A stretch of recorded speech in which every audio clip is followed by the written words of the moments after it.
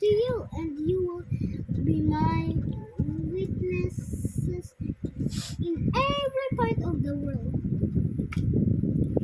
Flames of fire. Attack, act, Acts. open na yan sa Acts 2 verse 1 to 4. Telling the world about Jesus was a huge job for disciples. How could they possibly do it?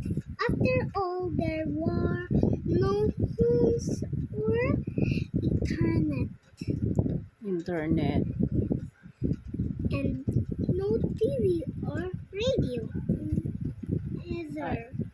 Jesus knew that and promised to give them a special gift in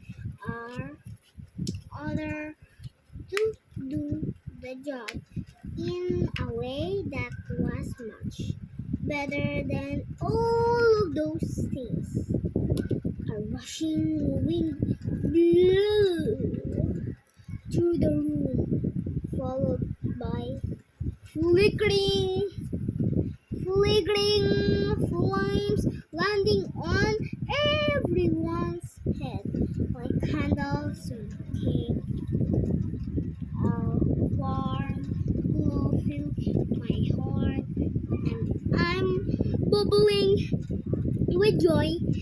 The disciples said, "This is God's Spirit coming to live inside of us."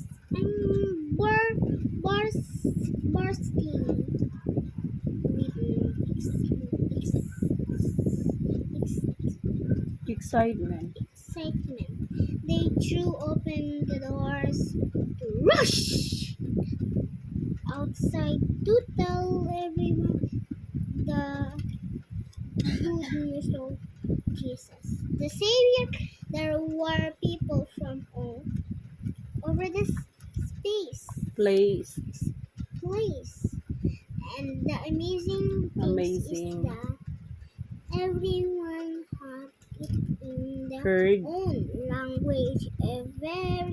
Every day, more and more people joined this God's happy family. Anong natin, ma? Hindi. I-explain mo muna sa akin. Di ba na yung nasasalit, yung